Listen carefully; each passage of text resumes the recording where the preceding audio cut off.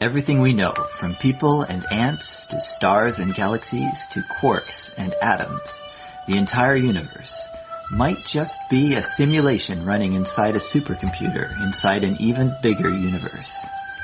Ancient philosophers said that the universe is a dream that we're waiting to wake up from. In this dream world of the imagination, anything is possible. All cultural items, from the dreams of our rodent-like ancestors, to books, to television shows, are merely permutations of the reality we think we live in. Today's age of computers and video games places simulations at the center of our cultural consciousness. A select group of us perform simulations for fun and profit, and we call them games, role-playing and otherwise. We live to run simulations. Join us on the Simulationist podcast as we explore our culture of simulations. Hello once again, welcome back to the Simulationist podcast. This is the 93rd iteration of the podcast, and we're recording this on the 15th of June, 2014. Which makes it Happy Father's Day for the fathers out there. Oh yeah, it's Father's Day. Happy Father's Day. And, Happy not Father's Day for those of you who are not fathers and don't want to just get surprised. You know, it's like, oh, hey, Happy Father's Day there, honey. And you're like, all of a sudden, what? No. Happy prank day for all those couples who don't have kids yet. Yeah, go easy on your man today. Although you may be listening after Father's Day, so save it for next Father's Day if you really want to, freak him out. You just wake him up in the morning, Happy Father's Day, and just watch his eyes go incredibly wide just for a second, just to gauge his reaction. All right. So, dear listeners, that other voice you hear on the other microphone is the same voice you hear every week. It is my co-host Ryan Kirkby on the other side. Hey, Ryan, how's it going? Not too bad this week, not too bad. It wasn't just Father's Day this week for us. We also had Friday the 13th just earlier on. A lot of good dates, Friday the 13th. But it wasn't just any Friday the 13th. It was Friday the 13th with a full moon going on. Yeah, that's true. I've been told this combination of, a calendar and lunar alignments won't happen again for another 35 years. Which I think is kind of interesting. I would have just based the math off of we get about two, maybe sometimes three Friday the 13th per year, 28 days in the lunar cycle. I would have assumed it would have happened every 14 days, but based on how everything goes and from what the status things in Facebook are telling me, not for another 35 years. Wow. Okay. The next time this combination of alignments happens, my daughter will be my age. Well, the age I am now. The age, yeah. So unless you go into stasis in between some. I still think we should keep our age counted up that way. I don't care how long we're in cryostasis. I don't care if you're Ripley and you passed through the sensor nets and you're in cryostasis for 57 years. You add that to your grand tally of age. Okay. And then they say, oh, you don't look like you're 140 years old, sort of thing. It's like, well, I have spent 100 years in cryostasis, effectively. Well, yeah, that's one way to do it. In the future, there's probably going to be that, among other problems, regarding how we count our age. Because I just think if you don't get your age tallied up while you're in stuff like cryostasis, the corporations that are sending you out into space, as what happens in the Alien series, they have a nice right not to pay you for that sort of time you're doing nothing. Oh, yeah, makes sense, yeah. So I don't want to give them the upper hand this early in the game. Your age still counts. All right. Oh, and I didn't introduce myself. My name is Josh Trelevin, although by now, if you've listened to the Simulationist a while, you might already know that. Well, it depends on memory stuff. It's not like we give out quizzes at the end of every iteration here. And I guess every podcast is someone's first podcast, too, so just got to remember that. If this is your first time listening, welcome. You're in for lots of long backlog. If you want to go and listen to all the back lots of past podcasts to listen Heck, maybe by the time you're listening to this for the first one, we're already at something like podcast, 400 for our iteration tally, in which case this is as far back as you want to go, because there's a lot of iterations to go through. We don't blame you. Don't worry. We absolve you. I don't absolve them. I guess I You get co-host absolution. There you go. All right. We do have news this week. As of today, actually. We got just in. Kasem, the DJ, the actor, voice actor, at least, passed away. Scooby-Doo. Yeah. No, the voice of Shaggy. From Scooby-Doo. Well, the various Scooby-Doo series. Because, over the last 40 years, they've been on for about 20 of those years, so... Yeah, and we've talked about Casey Kasem a few times. He's come up in conversation. We kind of view him as, I don't know, like a role model or, that kind of... He's got a great voice to him. I mean, I would not be upset if I was to develop my speaking voice and wind up speaking more like him. Yeah. But yes, he passed away. He had Parkinson's, dementia, cyst-based, poisons going into his system. And yeah, they stopped, well, here's the thing, is they stopped providing hydration, food, and medication for him. Mm-hmm. So, did he die, or was he allowed to pass on? That's one of those... That's a heck of an interestingly fine point question, though, isn't it? Yeah, it's a kind of question about, sort of biological ethics, or, well, I don't know if it's even ethics, but yeah, it's a little bit... It's a quality of life issue sort of thing, I suppose. But, he did leave us, and he had a great life and a good legacy and all that stuff, and... He's got one daughter, I believe, in the acting industry, right now, and he leaves behind a wonderful legacy of wonderfully smooth-voiced, words, announcing the best top 40 songs throughout many decades, as well as playing the prototypical stoner. Oh, he was also Robin in a lot of the Batman and Robin animated, adventures. Which is why they actually had the Scooby Gang and Batman and Robin team up. It's apparently thinking, well, we could save on voice actors by having the one guy have to pay him once. Exactly. And the next thing you know, you've got Shaggy punching out the Joker. And, well, before the internet was even born, well, there's your final image. Shaggy, the coward stoner, punching out the Joker. Really? Shaggy punched out the Joker? Yeah. That happened? Google it. You can see the image for yourself. He just basically given the poor Joker an uppercut. Huh. Oh, well, that's cool. That happened. That was a thing. It happened. It's I don't know how official canon it is in the DC universe, but DC universe gets reset every couple of years, anyways. I like to believe it always happens, no matter how often they reset. That does not get removed. It's like a permanent. It's like Batman's parents getting killed in every every reboot. Although there are some alternative universes where it wasn't his parents that got killed. Oh. I remember actually reading about an Elseworlds one where a very young officer, Officer Gordon, winds up finding the criminal act in progress, goes to stop the criminal, and he gets shot.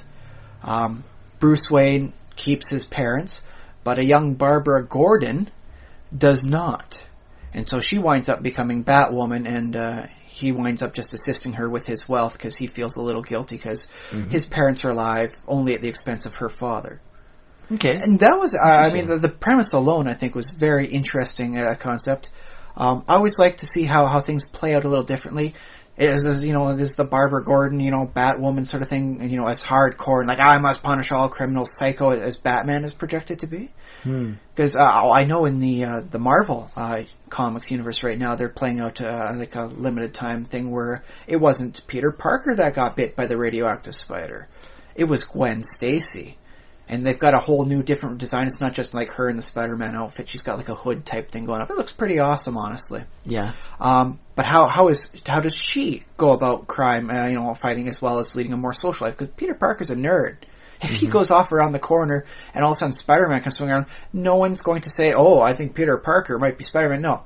Peter Parker is worthless. No one cares about him. So if he walks around the corner, bam, he is left out of their minds. Gwen Stacy, the popular girl, she disappears, and all of a sudden, like, Spider-Girl pops up. People are wondering, where's Gwen Stacy? Because she's always on their mind. So it plays out a little differently. And I kind of like those sorts of things as changing the dynamic, at least for a temporary basis. Yeah. Well, Bruce Wayne is popular. Bruce Wayne, you have that sort of example. Or Bruce Wayne is effectively the man, and he's the only man that winds up actually doing good with his 1%. Yeah. Well, him and Tony Stark. I like, too, the idea that superheroes are, in a way, I think this this theme pops up in comics from time to time, that superheroes are sort of fated, and that in Gotham City, for example, it's sort of inevitable that a hero like, that sort of Caped Crusader would arise simply because of the conditions of that city sort of bred. And if it wasn't Bruce Wayne, it would have been, someone else. It would have been Barbara Gordon or, What if it winds up being that, there's 3 bullets in the gun, Joe Chill, or whatever the name of the criminal is, I think it's usually Joe Chill, winds up killing both the parents and the young Bruce Wayne, and he winds up feeling such remorse over it, he decides to atone for himself.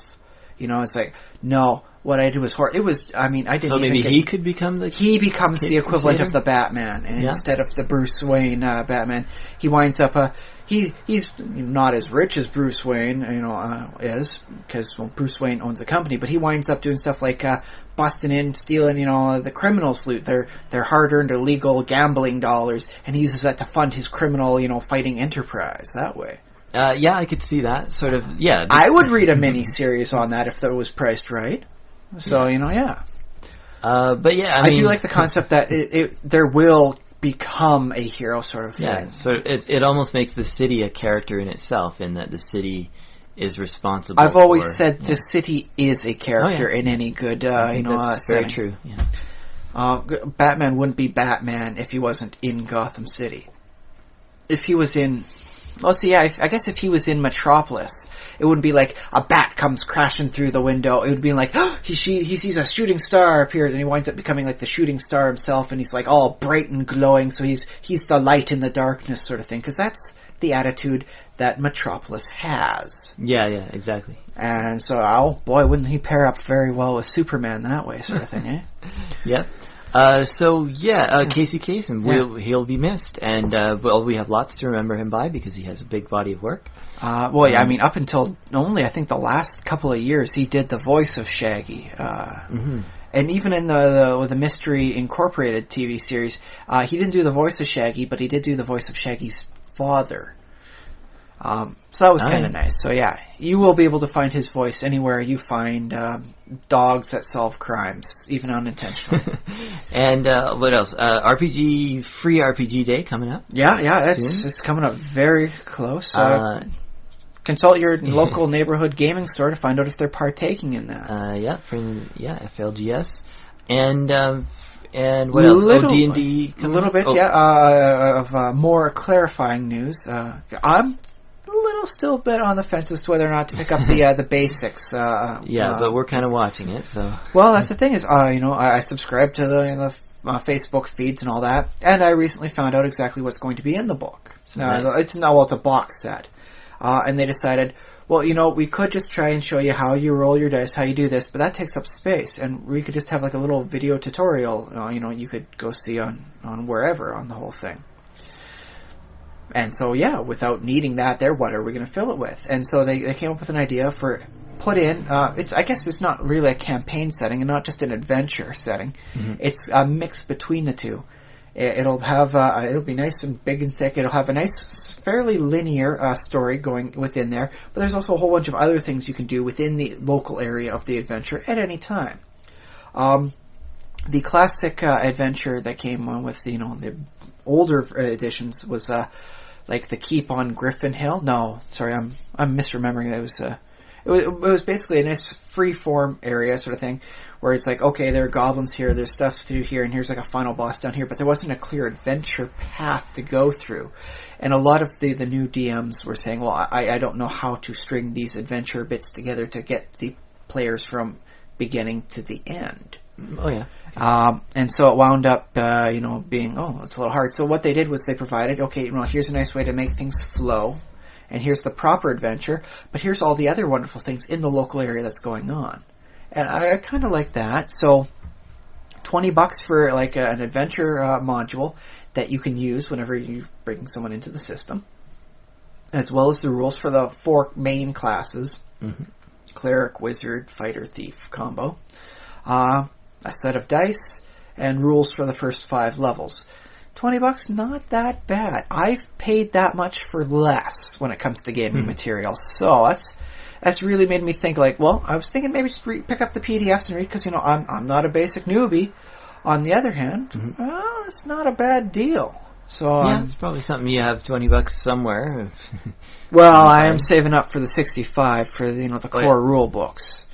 I do want to get them when they come out and all that, but $65 a piece. Got to save up a lot of cash on that one. Yeah, but it's after taxes, so I won't have to worry about extra. Oh no, I forgot taxes. Okay, yeah. After taxes in Canada. So that's a little updated news. So if you're thinking it's just like a pared down rule set and some dice, it's like no, you get a little bit more going on with that. So D&D, it's getting finally we're gonna get it. Cool. Oh, and I've got my fingers crossed. I mean, because they're putting all the basic rules out there for anyone to read. You can start picking up and play the basic. It won't tell you how the best way is to do this, like to help create your own campaign setting or help make your own monsters and make sure they're not in balance and all that. It's just the core basic rules sort of thing. It's like the open game license from 3rd edition, and that, fingers crossed, is leaving me hopeful. Yep. Hopeful that it'll help spur another golden age of tabletop gaming, where everyone can wind up picking up the game quickly and efficiently. Well, okay, maybe not quickly, but at least cost efficiently and effectively, and everyone can enjoy. So cool, yeah. So we should talk about our personal adventures in simulations. Yes. Do you want to go first? Except I just forgot what I was. what I did this week. Did you do you got game? Did you do any game this week? Did I do any game? Of course I played Minecraft. I always play Minecraft. Let me see, what did I do? I built a beacon. Do you know how beacons work? Yes, you gotta get yourself some obsidian, and then you gotta beat the crud out of the wither. Yeah, you gotta summon the wither and then kill him. And then you get a star, and then you can put that in a block, and then you put the block, and you have to put iron underneath it, so it's a big, long process. Wait, is it iron, or is it... Any of the iron, emerald, diamond, gold. Oh, I always thought it was just emerald, and here I was saving up so many darn blocks. There you go. Oh, well, I guess that means I can say... Can I mix and match them? Can I go back and... in that case, I have some nice pyramidal design patterns that just popped in my mind. Yeah, you can do, like, an interesting... Yeah, instead it's a wonderful cool. Large green pyramid. It's actually Yeah. Although in my world I just use the iron because I like to use the emeralds for purchasing things from villagers. I've got so many things I can sell to the villagers. I have no monetary woes there. So I put a beacon over. I have have I told you about my arena? My blaze arena, because it started with 2 blaze spawners in the nether, Ooh. And then I built like a sort of a cage around them that I can go in, and I drink a potion of fire resistance first. Oh, well, yeah, they're blazes. I mean, that's just a good idea. Yeah, and I have outside of it, I have a whole potion production center. Oh, so nice. Brewing stands, several of them, and chests full of all the ingredients. Ah, very nice. And I have to bring in water from outside outside, because you can't do that in the nether, but that's fine. And then I brew up the potions. So now my arena is extra powerful because I have the strength effect when I go in there. So I'm just I don't even need the potion anymore because I kill them before they can charge up their fire. Nice. So here's my big question: when you're in the arena fighting them, do you have that combat theme from the original Star Trek series going on? Well, that's an idea. I usually turn on because it's very grindy. Still, even so, I've got it. So I'm. That makes it less grindy. It makes you want to hunt things down in an arena type setting and fight. Yeah. But usually I just put on a podcast or a TV show that I can listen to. So instead of that wonderful, discordant theme song playing in the background, you've got Kevin Smith talking about stuff? Yeah, it might be Kevin Smith, for example, Oh, okay, that's not too bad. Also, and did I talk about improv class? I'm doing that on Sundays before the podcast, in the afternoon. So I went to that.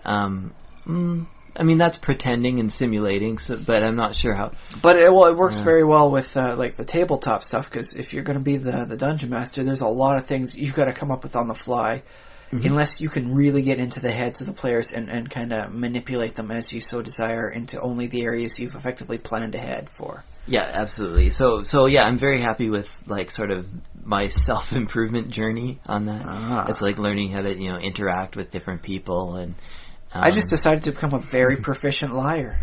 They will never know what's the truth and what's not. Yeah, exactly. So improv is a useful skill to have, like especially in it like D&D, because I also think it would help well with writing. Because if you can come up with stuff that much quicker, you're much less prone to writer's block. Yeah. You might not like what you came up with, but dude, at least you got it done at a timely schedule, right? Yeah. Although I have I've been listening to some other podcasts about different people playing D&D, and the people with an improv background, they try to do, and I guess this is something you really, as a DM, you want because they're being creative, but at the same time they're trying to take control of the story in ways that is like sort of D&D doesn't, like, that's against the rules. Because D&D does say no. The rule of improv is always say yes and. That's the... Which I think is a good rule for at least the starting character concepts for D&D. It's... Any tabletop sort of thing, I think it works well. Well, yeah, it is a useful rule to have in mind, but the D&D system does have no occasionally, or you can't do that occasionally built in, or no, you fail, you roll the die. The mechanical chances of such a thing happening are so remote, I'm going to have to say not likely. Well, and I guess, D&D, there's theoretically, you could always roll, and you can say, you did not defeat the Tarrasque at level 2. If you roll 2 20s in a row, I'll let you, do a super critical or something. I'll let you swim up the waterfall, but that's about it, man. But yeah, D&D has the wall that people can run into, and that's it can be interesting, like it helps them keep their feet on the ground, so to speak. Yeah. There's high fantasy, there's middle fantasy, there's low fantasy, and then there's just ludicrous fantasy all the way up to the top where yes, you can jump all the way up to the Cloud City because you rolled enough 20s. Yeah, and this is where the improv artists, that skill sort of doesn't necessarily work all the way for D&D, but it's helpful occasionally. Well, it can help you come up with the reason as to why they aren't able to jump all the way up onto the Cloud City. It's like, no, migrating ducks, you hit them because after you leave the ground, you're effectively a projectile. They completely block you. You're going to be falling to the earth. What's your tumble skill at? Can we mitigate this at all? Because it's pretty high up. Floating Cloud City and all that. You know how it goes. Yeah, but in some ways, because if you have the seasoned D&D players who, may or may not have what improv experience, or may not be good at thinking up of new things to do, but the seasoned D&D player, they're like, they look at their sheet, they know what they can do, and they'll be like, I swing my sword and I use my this feat and that feat and my double weapon specialization, and then their turn's over and they rolled some dice, but it was very mathy. So I won't deny it. I have done that from time to time. Yeah. It's like, well, I got to get off of the Cloud City. I've got enough hit points, so 20 dice 6 even maximized is not going to kill me. Well, I do have that one feat that allows me to try and manifest the power for free. I chose a healing power, and I have enough psionic points. So mathematically, it's going to cost me this much per round. I will fall, take the damage, and I should be back to full health by the time everyone else kind of feather falls down to the ground. Yeah, perfect. So improv. Oh, and I learned a lesson that I wanted to share. Oh, do tell. With improv, because I was a little bit worried, I guess, before that it was very difficult to come up with ideas and to be that person who's just, I have a thing that we can do, just kind of out of nowhere, just maybe 2 people standing on stage. Okay, go improvise, go, and it was very difficult to come up with ideas. But then, sort of what we explored in our class this week was, at least I explored. I think the other students, didn't. They had their own things, and some of them sort of also did. Yeah, improvers. Improvers. Okay, so what I learned was, you don't have to come up with, an entire, fleshed out character. And in fact, I think that's something that I was doing wrong, was coming up with being like, okay, I'm a fireman and I have a backstory and all this other things. All you need is one thing, I'm carrying a hose. and that somebody else adds the next piece of the puzzle. It's not just like painting by colors. It's everybody takes a turn using the brush. Yeah. So when you're coming up with that first idea, all it has to be is just, like an item, like, oh, I have a hose. And you might, the next person might say, oh, well, a fireman has a hose, so you're a fireman, and a fireman has, a family, so you have a family, or a fireman is putting out a house on fire, or whatever. But that hose might be, a gardener or something else. Yeah. So as an I'm a gardener, but I've always wanted to be a firefighter. I've seen Backdraft 7 times.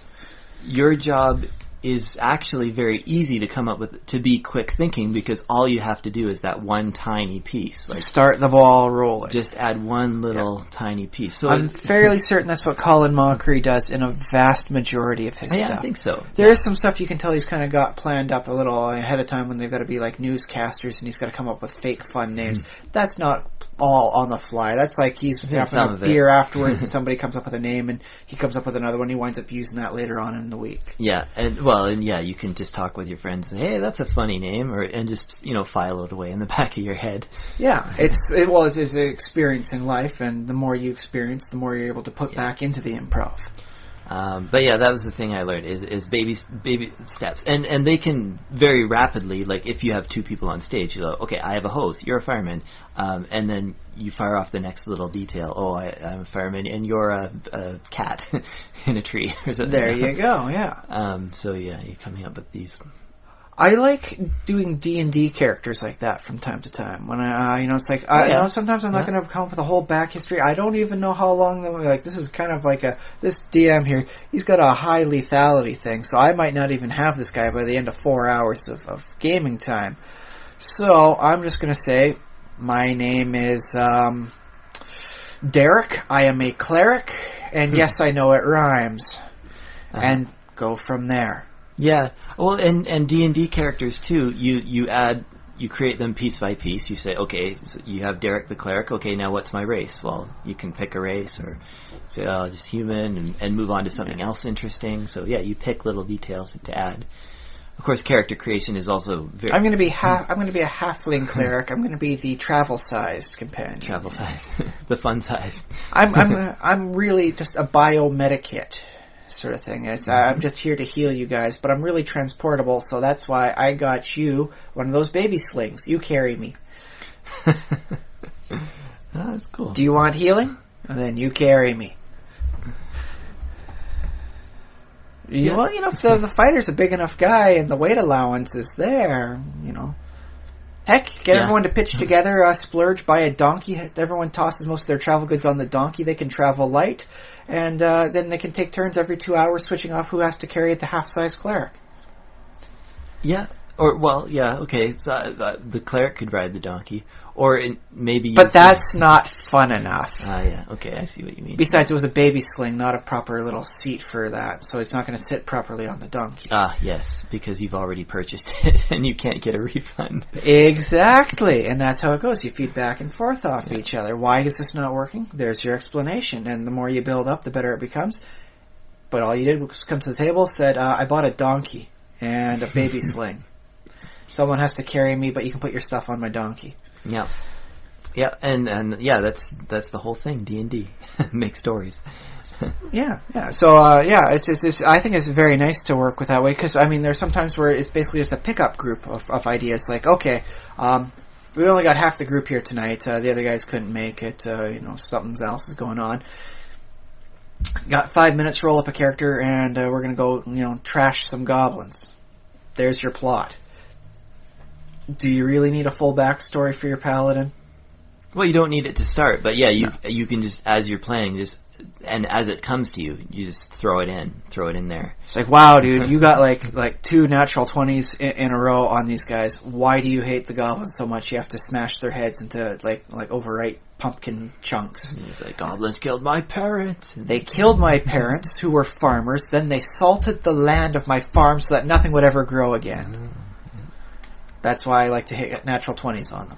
That's my anger. That's where my natural 20 comes from. Remembering that salted farmland. Yeah. And the 2 gravestones. Yeah. Bam. History. Just set up. Cool. Yeah, I think that covers my weekend simulations. Oh, and I stopped by the Everything Game Shop in whatchamacallit, and had a look around, so it was very cool. Everything Games is on Station Avenue in Langford. Ah, yes.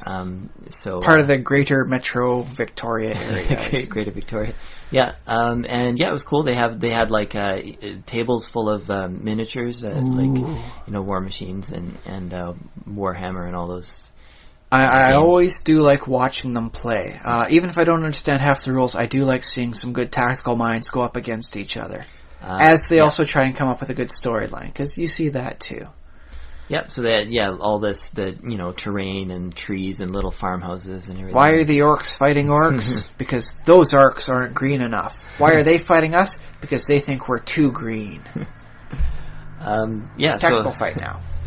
Yeah, so I went by there, and I don't know. That's my weekend simulation. As for me this week, I delved more into they're calling it MarTac, the Marvel Avengers Alliance Tactics, the new game that started up not too long ago. Mm-hmm. And I had some fun. Okay, I thought like the generic agents you get, because you get 16 of them for free. They're just that useless. Their stats blow so much. You get 16 of them. But I thought they were always going to suck wind until I saved up a little money, in-game currencies. I bought a specialized suit for one that I managed to level up accidentally, I guess. And it turns out you buy the upgraded suits and the stats aren't they're not as good as the heroes, but you know what? They're still a lot better than die in one hit every time. So that opened my mind up to some potential fun, because now I have agents that can have classes and some better stats. I'm thinking I'm going to, whenever I have to, the assignment calls for me to attack an AIM base, and defeat the scientists within. Heroes are kind of overkill at this point, and they're all ready to level up, and it just takes me so long to level them. I would just lose the experience points. I'm going to get a nice 4-man crew of generic agents with proper suits, and I'm going to send them in. Make it more of a fighting, situation, not overpowered. And from what I've seen in the forums, I'm not the only person thinking this way with the generic agents. Okay. Some people they've started a thread where it's like, list the agents you've got and name something about them. So it'll be one person, like the random agent name they've got. Rather boring guy, but likes water polo. Keeps trying to get the other agents to join him. Can't get a full game going ever. Really disappointed by this. And just fun little thing. Makes absolutely no sense within the purpose of the game, but it gives each one of these generic identical units some personality. Yeah, for sure. And so I dig that. I'm happy to see I'm not the only person thinking that way. Delving into the fun stuff there, going through. Oh my goodness! I'm happy I got in on what's effectively the ground floor of this, because grinding up and getting the points to get the new hero, I forgot, because in the current game I'm playing for the Marvel stuff, I'm at the top. I've collected all the agents, or all the heroes, and whenever a new one comes out, I wind up picking them up, adding them to the roster, and just keep on going. Okay. But right now I've got just enough agents, to cover the base, make sure I don't get attacked when I'm not paying attention, and send the heroes out to do something. Mm-hmm. And that's going pretty okay for me, except there's no spare, heroes to replace with once I've got one guy trading up there. So, So I probably should have bought the cheap ones first. Oh, yeah, instead of saving up for the really expensive Wonder. I don't regret saving up for Thor.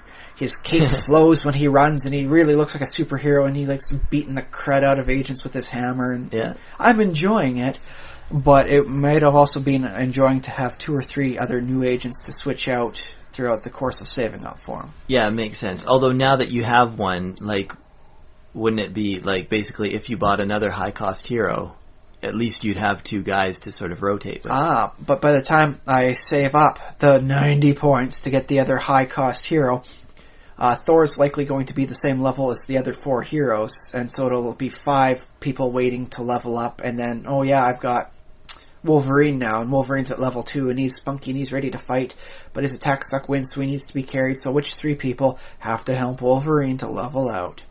Hold his hand as you take him into the battlefield. So I think maybe having more heroes, like get all the cheap ones and then rotating them out so that nobody winds up being like so much higher level because it takes a long time to level all heroes equally. Yeah. Might be a better tactic for me in that case. Yeah, makes sense. I am enjoying watching how the wiki for it is growing and developing. Oh. I'm trying to get the information whenever I get more information for like what's this part of the base or how much it costs to level up a hero this way. I'm adding it in, I'm putting it up, and it's nice to see other people doing the same as it slowly congeals, I suppose, into something a little bit more. Because right now, it started off very nebulous. It's like, here's a nice table saying how much it levels. Almost everything is a question mark. But it's like, oh, hey, I can fill out this, and then over here, I can do that over to here, connect this up here, I can correct that mistake there. And so I'm feeling like I'm helping other people out more rather than just playing the game. I'm paving the way for others so that they can follow in my wake a little bit more smoothly. I'm like the lead duck in like a whole bunch of geese migrating somewhere. So if people out there who are listening want to get in on this, go to Facebook and start up the one on Facebook.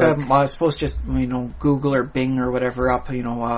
Martac or Maat is what they're also calling it. Maat. MAAT, Marvel Avengers Alliance Tactics. Okay, yeah. It also happens to be the name of an Egyptian deity, so you're probably going to get some bad cross results. Which is why Martac is what they wind up using for it. Hey, is this one of those games that like you can send, like you can ask your friends to pitch in? Yeah, I actually have a friend who's, every time you get like jets to send out and you get money coming back from the jets. Mm-hmm. And whenever you upgrade your jet, you've got to get 3, 4, 5 people to help out. Or you spend 2 gold bars, which is the premium resource in the game. Mm-hmm. You get 1 per level and no other real way.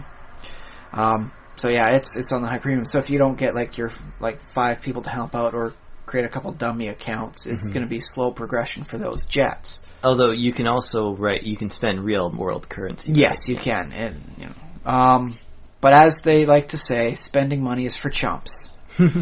Especially when you can get a few friends. Like if you go onto the Facebook sort of thing, it's like they'll mention something like, "Oh, hey, we've got this coming up, or a new round of bug fixes," and you've got like 400 comments afterwards, and like 350 of those comments are people saying, "Add me." So you just like, oh, hey, see, it's like, okay, this person looks like they're not going to try and steal my personal Facebook information. I'll add them as a, like a Facebook gaming friend. Oh, okay, yeah. Honestly, I've had some gaming friends for an awful long time. I've seen them as like, oh, hey, he's getting married, and like, hey, he's going on vacation, and sure, technically I don't really know them, because I've never met them in real life. But I know about them, and, it's like they saw a nice picture of me and my kid, and they gave, thumbs up on that one. They liked that photo. And so it winds up becoming almost, just not, pure gaming friends, but they become kind of people you sort of know. So it's almost like, a social network. Well, it's not just a social network to hook up your social connections with. It helps form them sometimes, too. Yeah.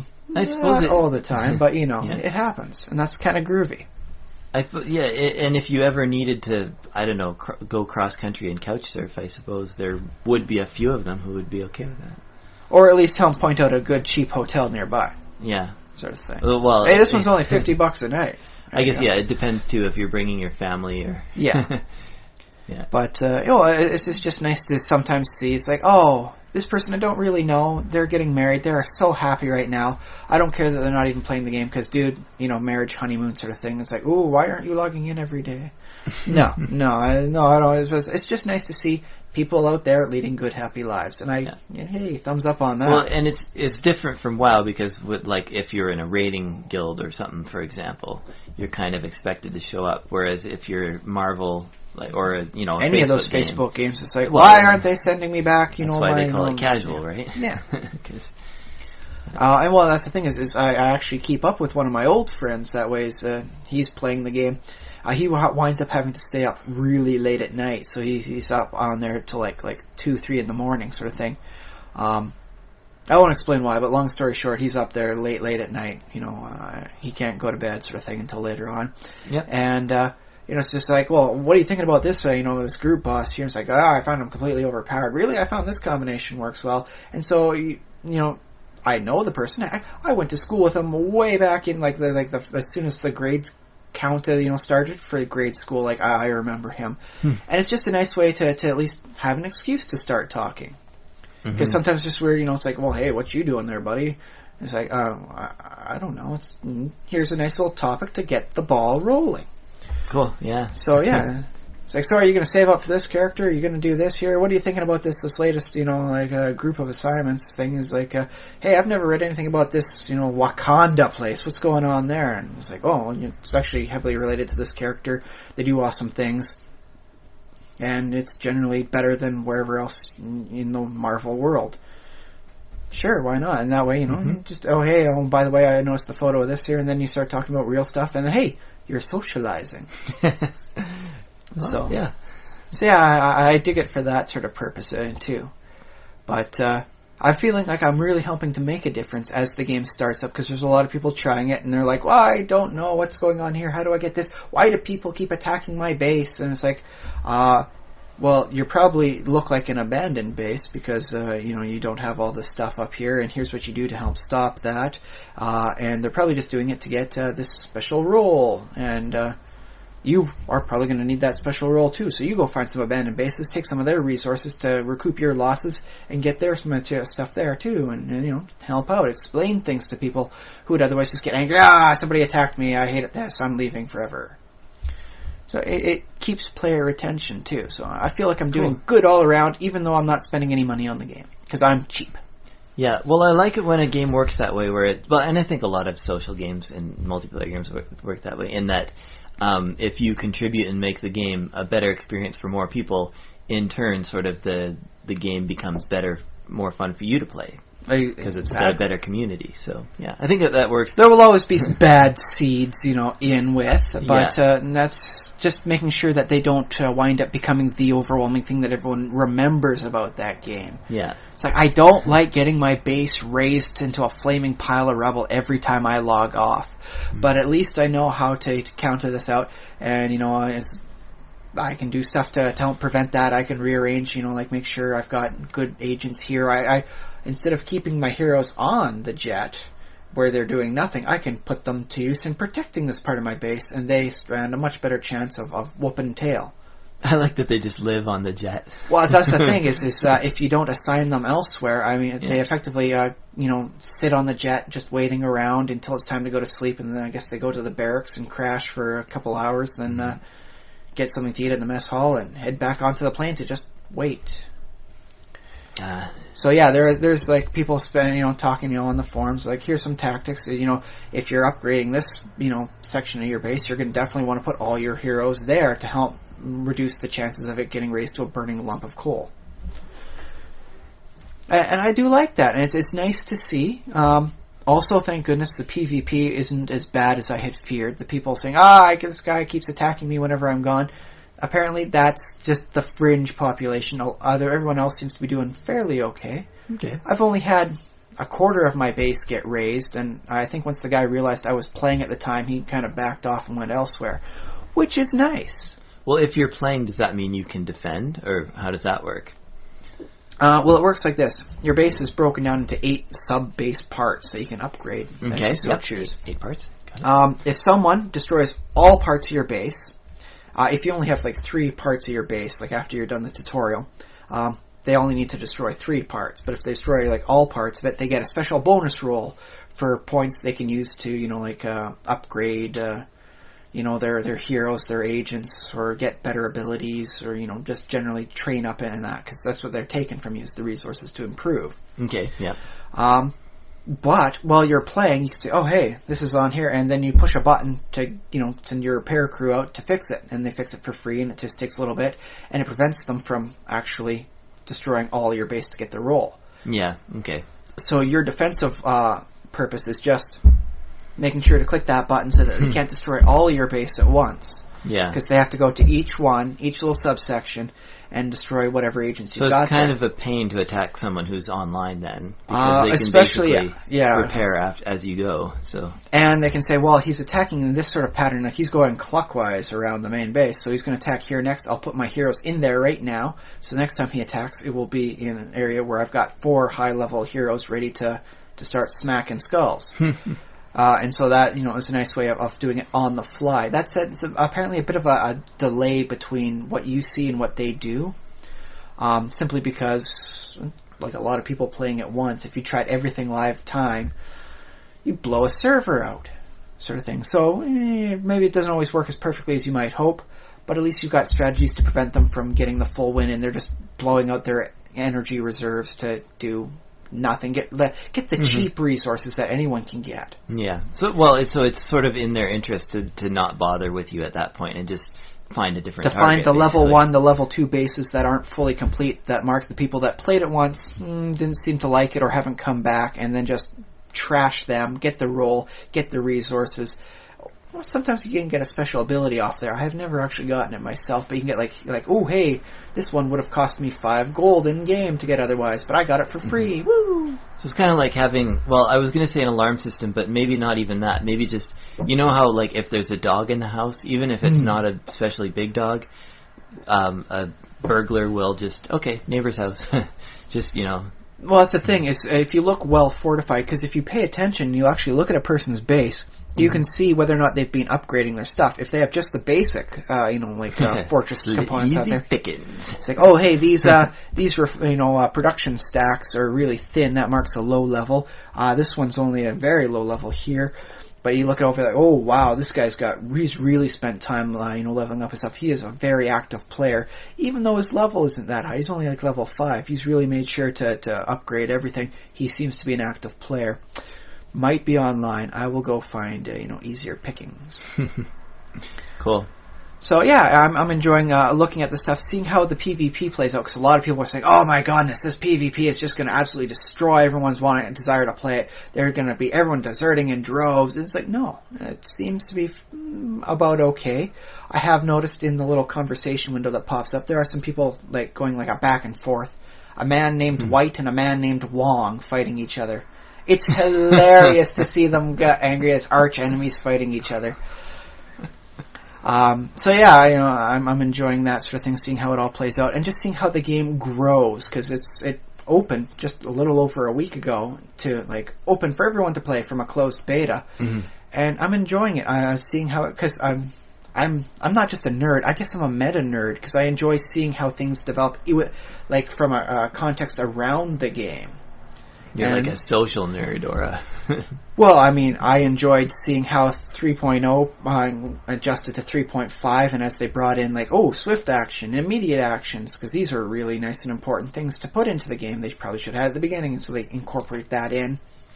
And it all flows up, and I like seeing how that grows and how the system changes as they, like, this class and this one spell is really unbalanced. The polymorph spells, I think, are the best example. It got so, like, they had so many versions of the polymorph spells in D&D. Oh, yeah. They basically said, I give up, the spell's broken, use it if you want. DM has the right to ban it. We quit caring. And yeah, so I like seeing how that changed as they finally said, this spell just doesn't really work from any, a gameplay perspective we can design for. There's always someone able to find an abuse to it. Will they incorporate it in D&D 5, edition? I don't know. We're going to have to wait a month to find out. But I enjoy seeing how they change between the editions as well, and how it grows and adapts to the player. Especially now that we have the internet. Back when the second edition first came out, internet was just like, maybe some people knew about it, but they were like working for DARPA and stuff like that. So if you have a really good idea back then, you could tell it to your friends, and maybe word of mouth, go to a gaming convention. To Dragon Magazine. It slowly works its way through, but it was never as comprehensive. Now it's like, how do I create the most, attack efficient warrior possible? And then you Google it up, and hey, look, they've got like 3 forum lines dedicated just to this as people have worked out the various strategies, and bam, you can create a real kick-ass ranged fighter this way. And so yeah, that's how it works. Cool. It's much more available to see, and everyone can put the stress on that part, so it can't be like TSR says, okay, that is a bit of a broken combination, but we haven't heard a lot of people mentioning that sort of thing. Just a few, people saying it in the cons, not much else going on. No one's writing in to complain in angry letters.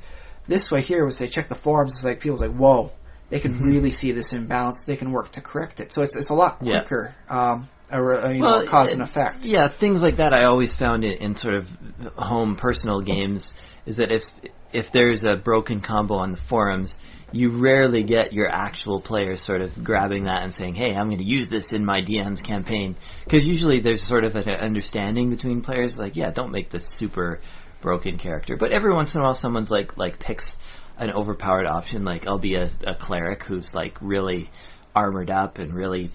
Which is always why I never liked the clerics in 3rd edition. They were so effectively like a cleric-fighter hybrid. Yeah. Skimp up on their weapons a little bit, reduce the armor down a bit, and I'd be happier with them. Maybe put the hit die down to a die 6 then from a die 8. Yeah. But it depends too, like if your group, that's the thing I'm saying, but when it comes down to the individual group level, those imbalances often don't even come up because maybe your group is like, well, we have a cleric already, so nobody needs to play a fighter because the cleric we got can do 2 clerics and 2 wizards. One of your clerics is going to have to be the wizard, the spellcasting cleric, and one of them is going to have to be the fighter cleric. Yeah. And the wizards, one will be, I guess, a buffer, one will be a debuffer. Everyone can find their own little role. Yeah, so things tend to balance out in personal campaigns. And I suppose, there's always that rule about the DM having final fiat, like saying, or I don't think this is going to be a balanced gameplay, and I'm going to put you on effectively probation if the other characters wind up saying like you're stealing too much of the spotlight and they don't feel like they can contribute anything. We may have to go back and reverse this decision. Mm-hmm. Nice professional style stuff like that, but yeah.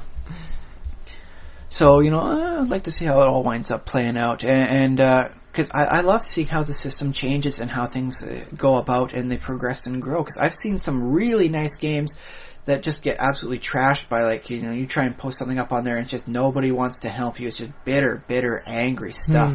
WoW comes to mind. Heck, even in their own forums, they have a hard time controlling just the overwhelming waves of bitter tears that seem to pour out from everywhere. That happens from time to time. I don't know if it's as bad as all that, but it definitely happens that whenever they change a class, people are like, what? QQ. Yeah, you've nerfed my Altiplay noob. You've nerfed my ranger. But it's just the case that they have to adapt to a new style or a different... the one guy on YouTube, Nim, he actually wrote a song about the whole process. Yeah.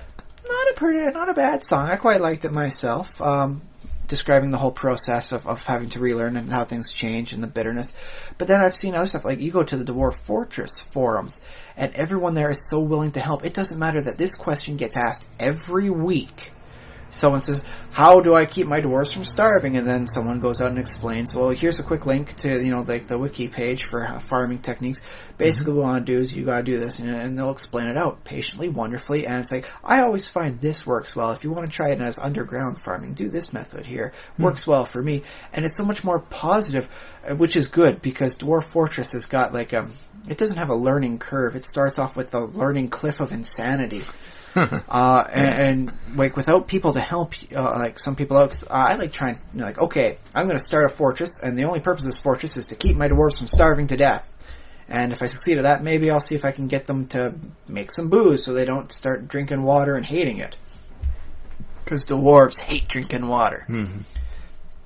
And, I learned that. Okay, start a new fortress, learn something else, and build on my knowledge base. Other people say, I can't get this to work. I've paused the game. Can you guys help me out as I put the question up in the forums? If it was a bitter, non-helpful sort of mentality in the forums, there'd be a lot less people playing the game. As it is, it's very positive. I always like seeing how they respond. It's like, if you're looking for this, that's actually not possible. Under the vanilla game, go over to the forums over a section over here, and there's a mod that'll actually help you out and do exactly what you want to do. You will have to regenerate your world after you put all the stuff in there, but it'll be fairly quick. It's helpful, it's informative, and it's just a much more positive attitude for a bunch of people which are otherwise regarded as dangerous psychopaths as to what they do with the dwarves in their own fortresses. Mm-hmm. So, it does make the difference, and that's what I'm liking the most about the games I've been playing this week, is seeing the meta scene, seeing the player base help out, and helping out in turn, because usually I'm just a lurker. I just sit around, I watch, and it's like, well, Okay, I guess all that information's there. Don't think there's anything I can really contribute. No, I'm getting in at ground floor. Oh, I can help out here. This helps out there. I'm adding this there. Put a new table up here that they want. I'm doing it. I'm helping out to the best of my ability. Which, admittedly, isn't that great. If I need a table, I just find another one that winds up being the right height and length, and then just copying and pasting and then reformatting the fields. I'll learn that stuff further down the road. Until then, get the information up for everyone so they know what they have to, save up for. It's like 30,000 silver for this level. Well, I guess I better not going to spend any cash on any of the little things. I'll focus on that. I'm going to need that one by tomorrow. So there you go. Cool.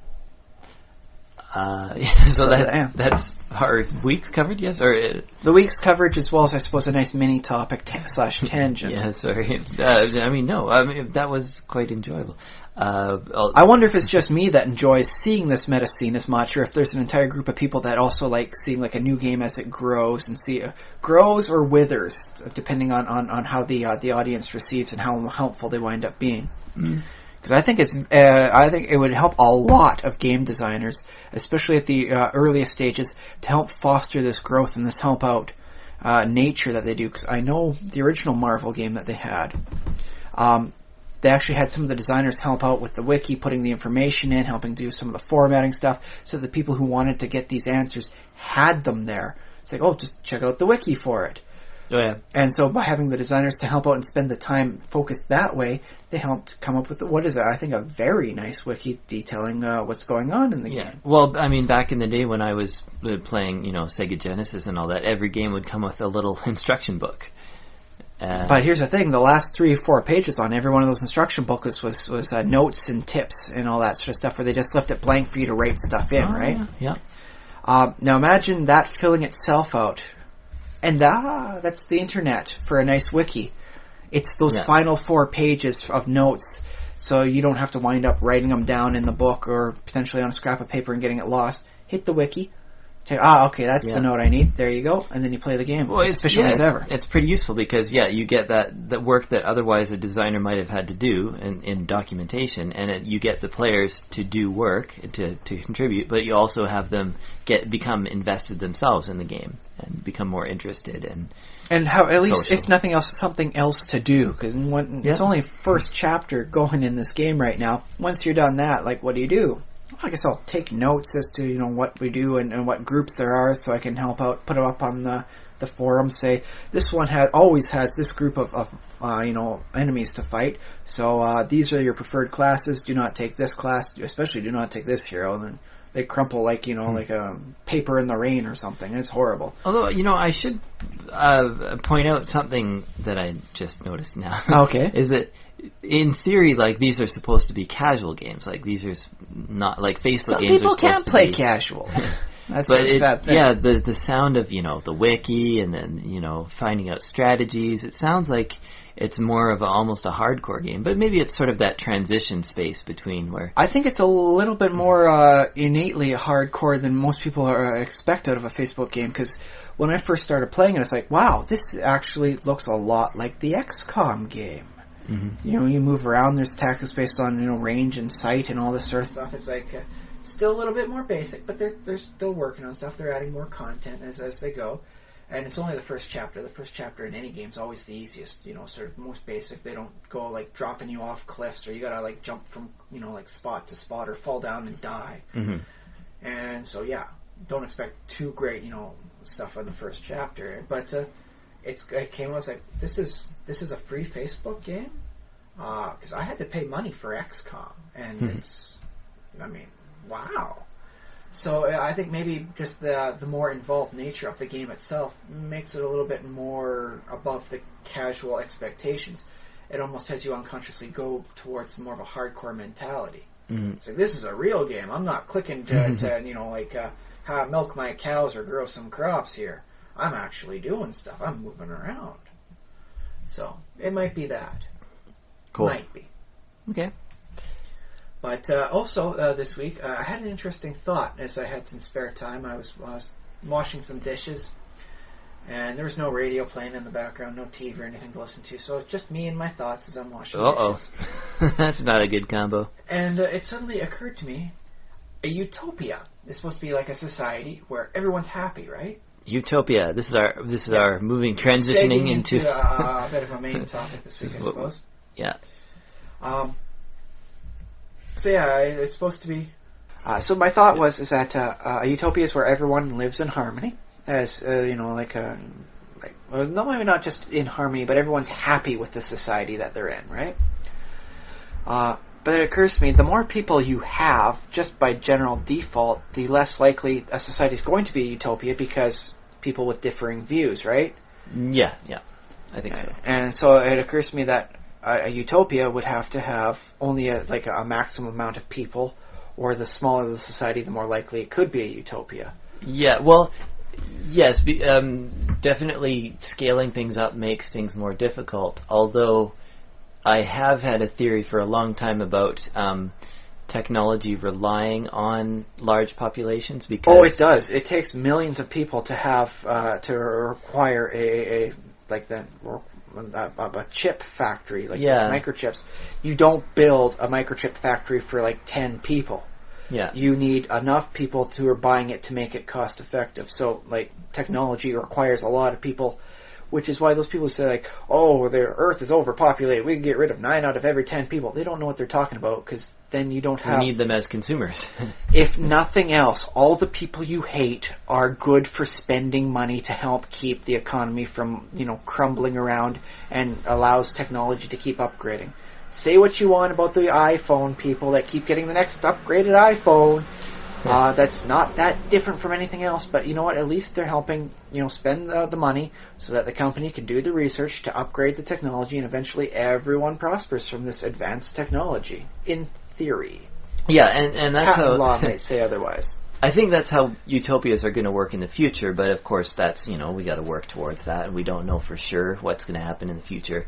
But fantasy utopias are a bit different. Well, here's the thing about the utopias. Let me just go on to a quick thing. It occurred to me as I'm washing more dishes that that's my perspective of a utopia, because I am apparently very liberal-minded, and everyone's allowed to think whatever they basically want, so long as it doesn't, violate the thoughts and rights of other people, right? So it's like, but if you were to have a society wherein it dictated what you were allowed to be happy and unhappy about, and said, like, you're not allowed to like this because this is wrong, then you effectively trim that part off of the society's mental limits, and it makes the potential for a utopia higher. So, like, through mind control of the population? Well, you can call it indoctrination. Some people will call it. You can call it, mind control, or, it's societal bombardment. Is like, everyone is happy with a job. Everyone is happy with a job. So that way, even the guy who winds up shoveling ditches, I got a job, man. I'm loving this. Yeah. It's a job. I get to work outdoors. That's awesome. Well, I've done shoveling before, and it's not the shoveling I hate necessarily. It's just, I don't know. I like something to go home to, like, video games or something. Yeah, but it's just those little things like if the government told you that you want to go home and read a book every night, then maybe after a little while you think to yourself, the video games are not bad, but I do have some nice books I wouldn't mind reading. Next thing you know, you're going to the library after work every day, you're getting yourself another little book, and you're enjoying it that way. That's like the soft persuasion, or even the propaganda. Propaganda and all those tools are actually help increase the chances of a society being utopian.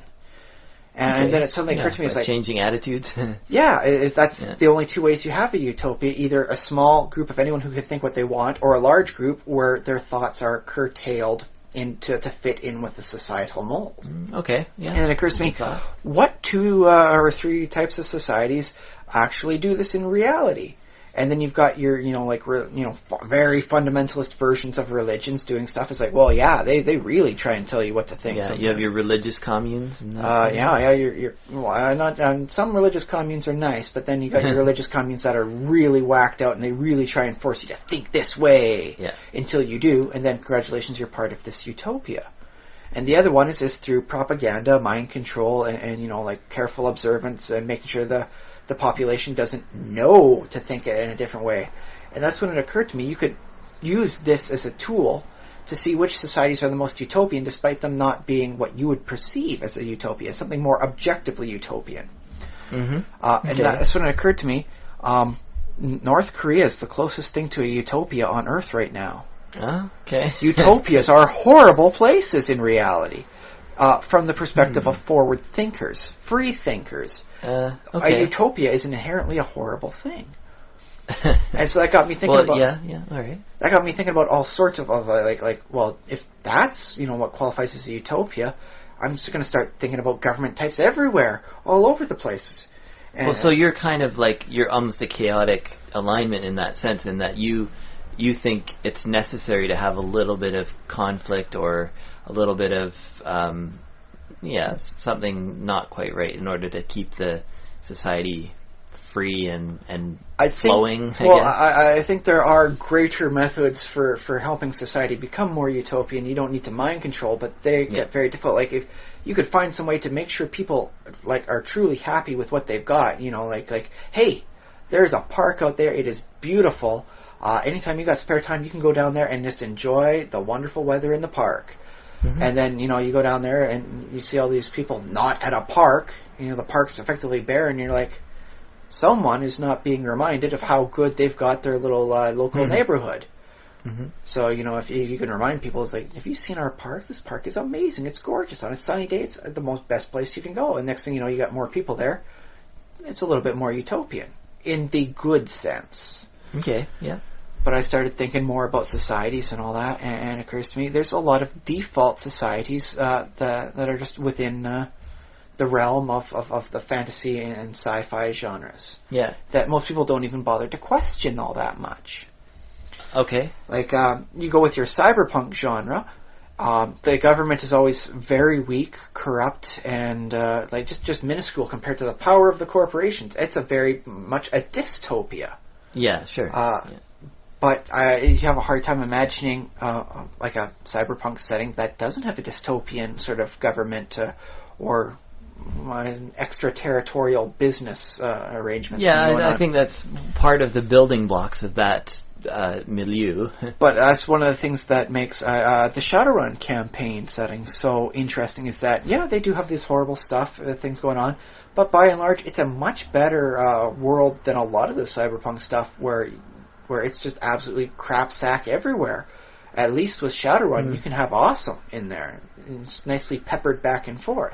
I guess that's true, because we talk about our society and where we are relative to where we've been, and by many measurements, we're we're better off, we're more healthy, we live longer, and this and that. The child mortality rate here is at a very, very wonderful level. Yeah, and we occasionally complain about modern society, modern living, and we think, wouldn't it be better to live in the past for some reason, whatever. Because not many people know enough about the past to realize how bad it was. Yeah, and I mean, there are sort of desirable fantasies that we have about our past. But also, so take that and now shift it over into the Shadowrun world and say, well, yes, in Shadowrun there's this and that, and corporations are out of control and spending a lot. But technically, in the Shadowrun world, as long as you're a citizen of a corporation or whatever you can get some pretty decent living. It's all taken care of, and you will get shot for trying to defect to another corporation, but it's not bad. You do have a better standard of living. You're going to live longer. Good security. So they can even give you free cybernetic upgrades if you qualify for being good enough to receive them. They can give you mental augments to make you even smarter, even better worker if you qualify. It is a better world. They will pay for your education. Yeah, you are owned by them. So it's dystopian in a sense, but dude, free education. Yeah. Downside, they own the university that's teaching you. So whether or not you're getting a complete education or just a indoctrination in, that's up to you. That could be a problem. Although, I don't know how well they've sort of kept. They have, this cyber world, which is the internet. The Matrix. The Matrix, right? And it was the Matrix before the movies. They didn't copy. No. But I wonder too. In our world, the internet at least right now, it seems to be a place where information wants to be free, and people fight back for internet rights and things like that. And it's sort of this world where there's a free flow of information, and that creates. The internet interprets censorship as damage and routes around it. Have you heard that saying? Yeah. So that sort of idea. And then I wonder, how does the future world of Shadowrun combat that sort of... They have the shadow net. Yeah. A lot of the information is trying to be kept under wraps and heavily secured by the corporations, but there are hackers who will get into these secure areas, take the information, and put them out on the shadow net for everything, to be revealed. And that is critical storyline plots in a few of their stories. It's like, this got out, and oh no, damage, and they got to, do damage control, and someone winds up going to jail because the government actually has enough power and evidence in this case to bust a corporate head or two.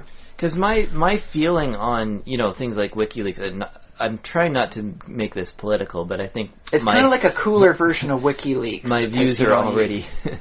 but my thoughts on WikiLeaks is that these sort of things that we've had in the last couple of years, like of leaks and people like whistleblowing and stuff like that, my feeling is that it's only going to increase with technology. And most likely. Because it's going to be easier to share and easier to get around. Well, as long as someone's going to try and cover something up, someone's going to try and uncover something. And yeah. That's how things have been going for a long time. It's just quicker and faster and easier to distribute with the digital stuff. Harder to erase. When all you have to do is burn down like a castle back in the old days. You can burn down a castle. There goes all the information. There goes all the evidence. Rather hard to burn down the internet.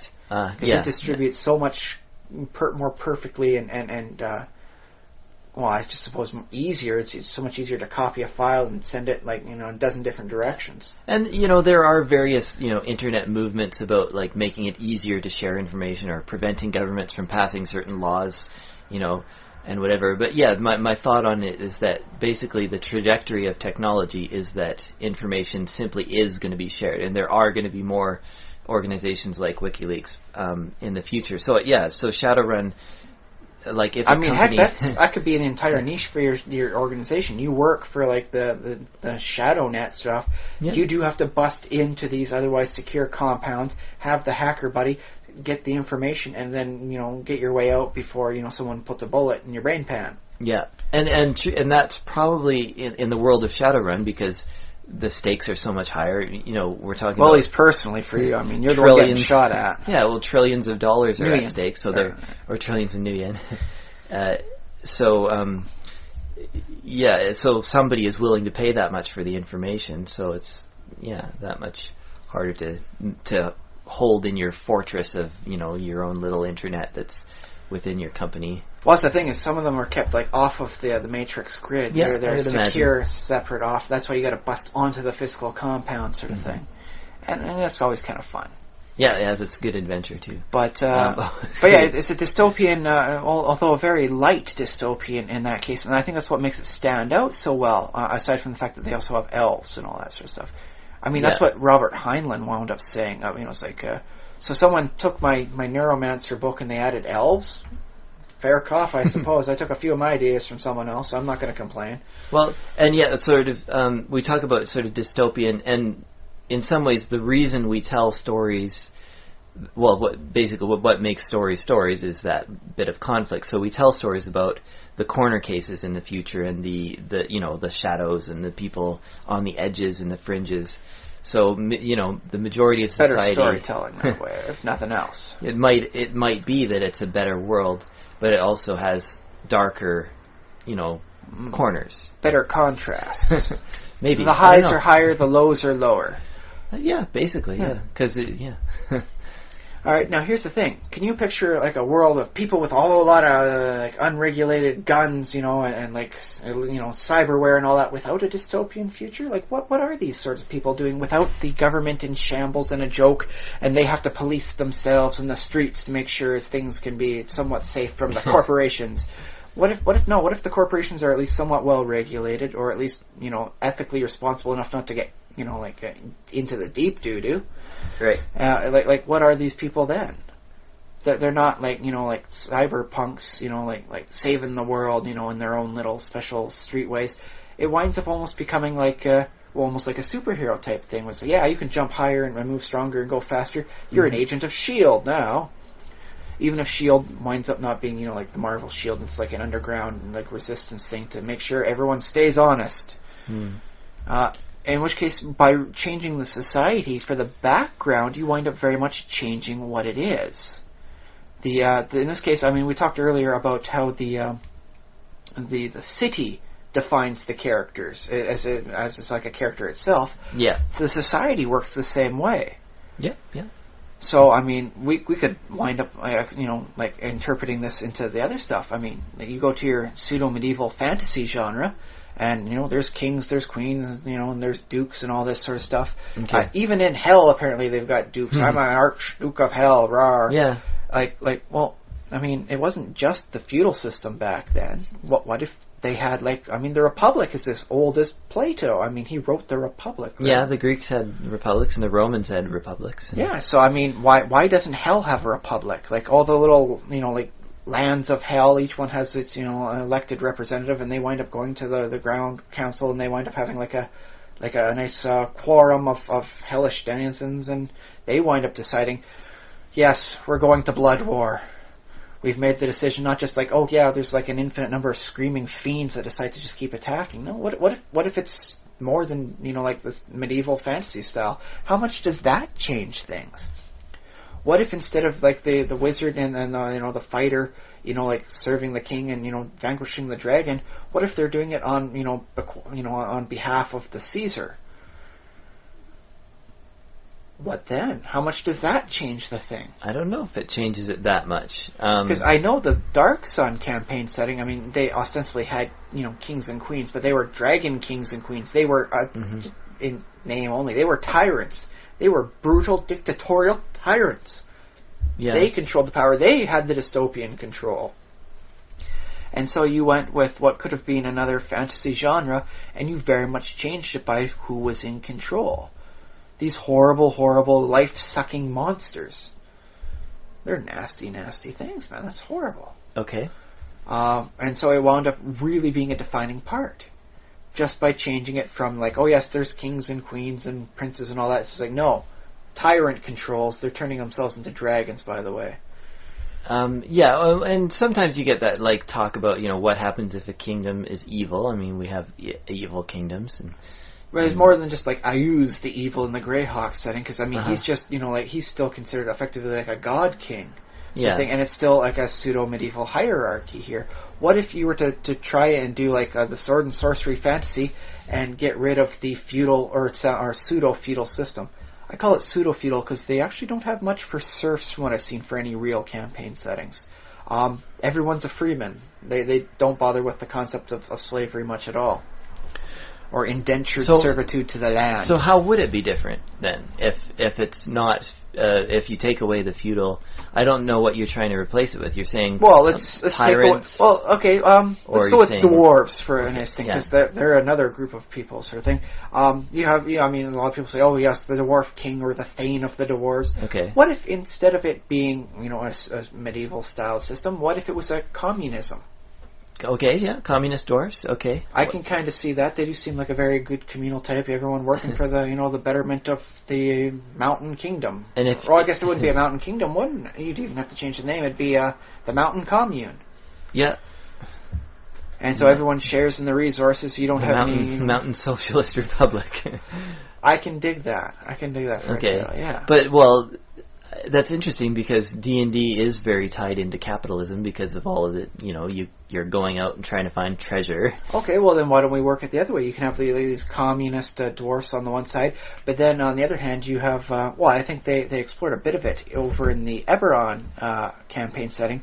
The Morar Holds, M-R-O-R. Don't know how to pronounce that properly. Okay, I'm not. But it's it's the dwarven families, but it's not just a dwarven family. Each one of them is basically a corporation, and they're all together. They form an oligarchy, and they control, printing the money and all over the area, and they very much have the consumerist bent. So they want to produce the product, they want to sell the product, they want to regulate who controls which product and whether or not you're allowed to even print money, buddy. Okay, so maybe in dungeons you find their paper money even? Yeah, you wind up finding the paper money. Oh, but keep it away from the fire-breathing dragons.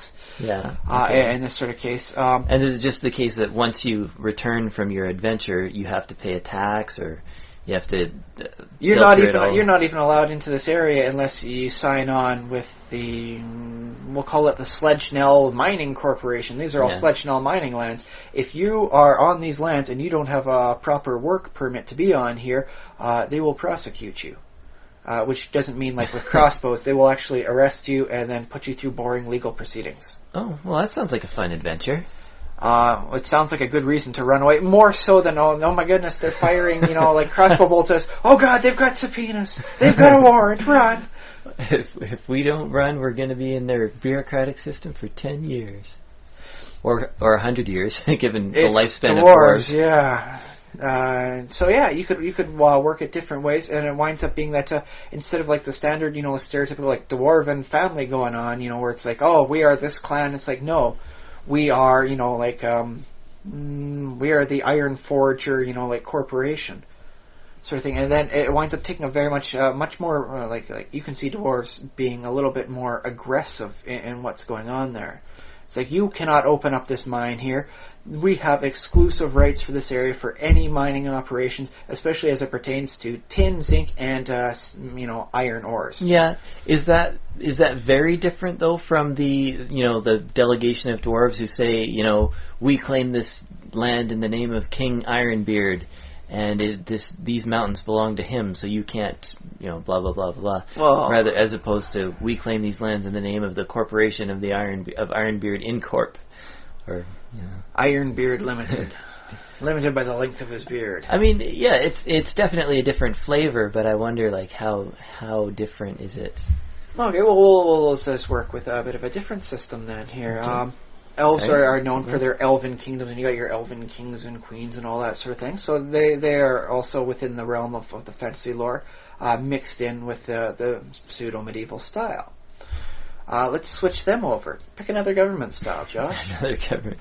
What if they're fascists?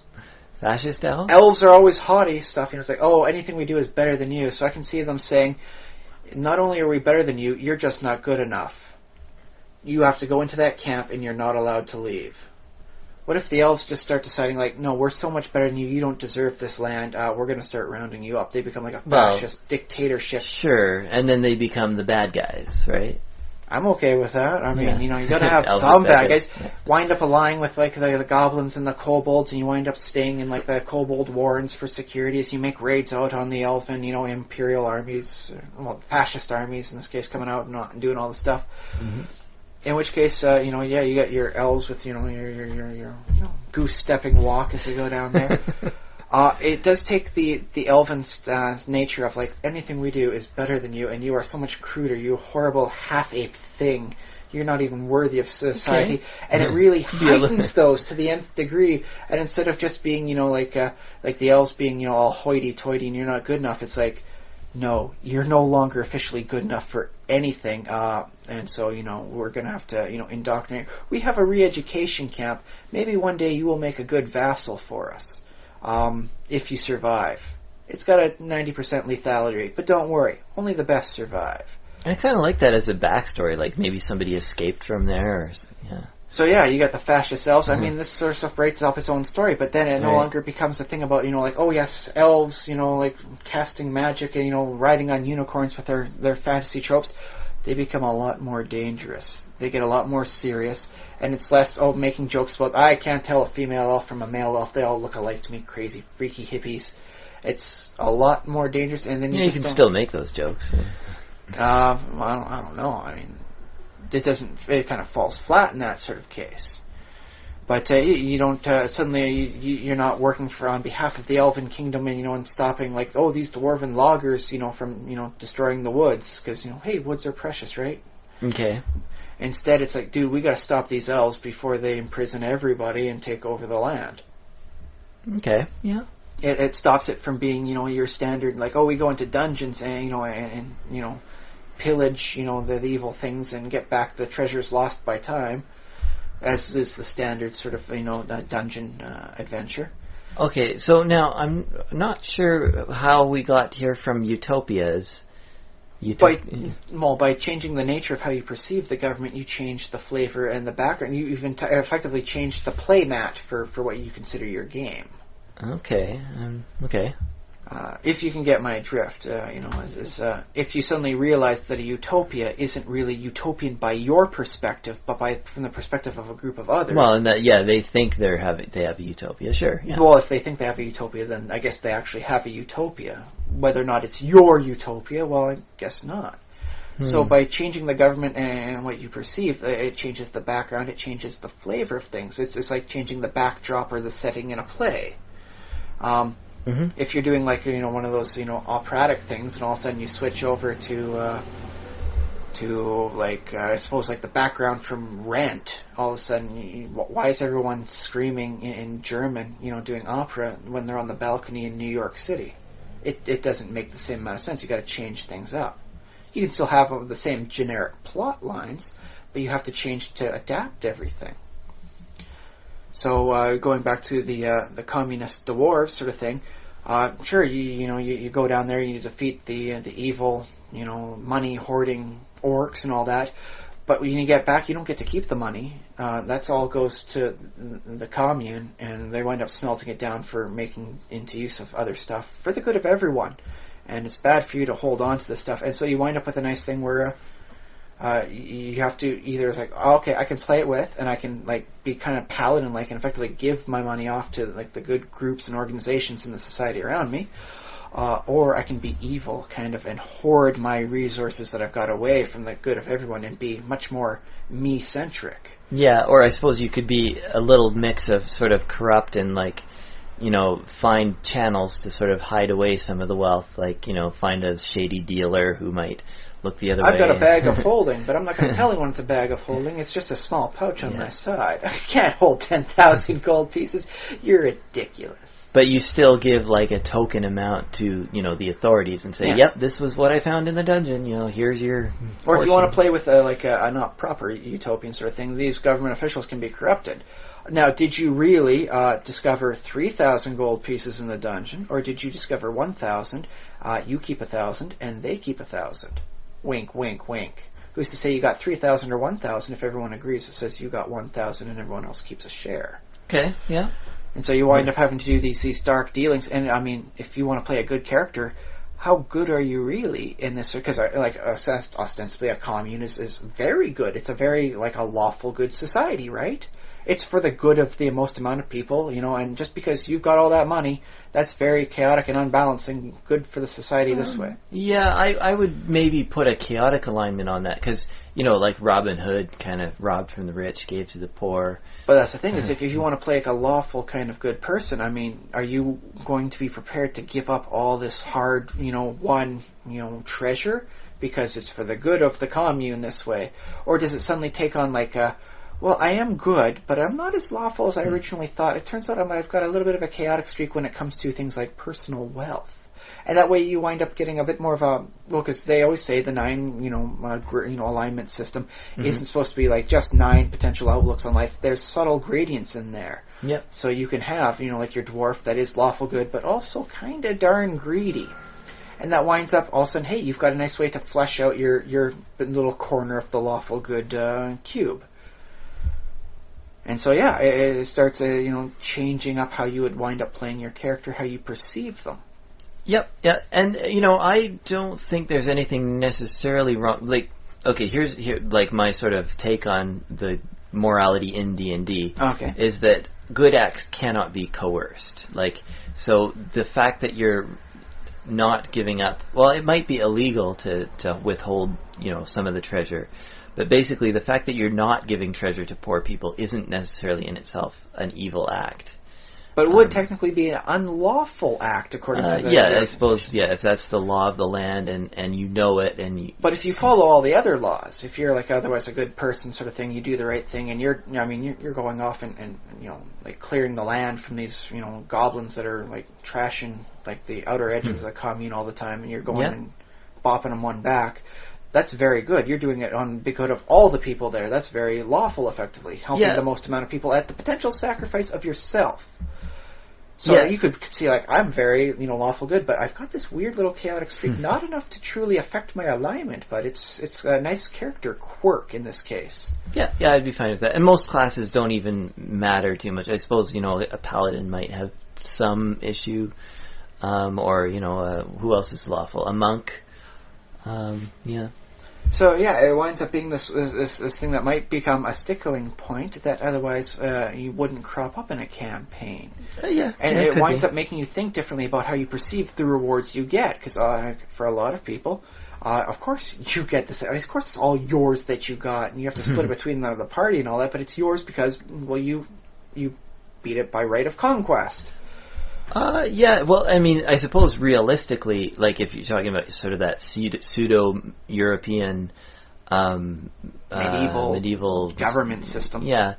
In theory, all of the wealth that you might find in, a dragon hoard or a dungeon of some kind, all of that technically does belong to someone, and if that person's unless dead, the dragon ate them when they were taking them. Well, it might belong to their heirs, depending on the local law.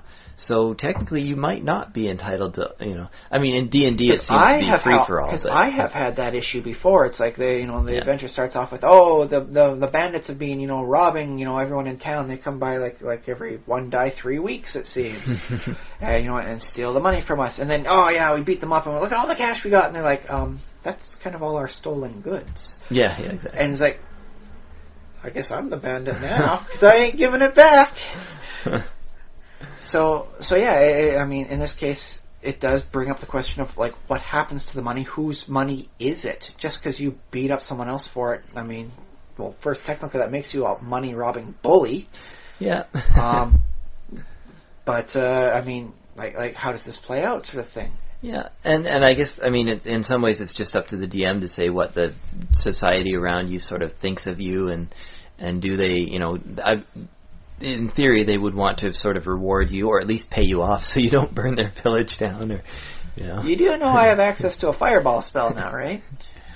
Yeah, exactly, and that's sort of the fine line between banditry and protection, is that maybe the bandits just took a little bit too much extra, or were a little bit too violent, didn't ask nicely enough. They attacked the wrong group of humanoids. Yeah. Their own. It's only okay when you talk another type of humanoid.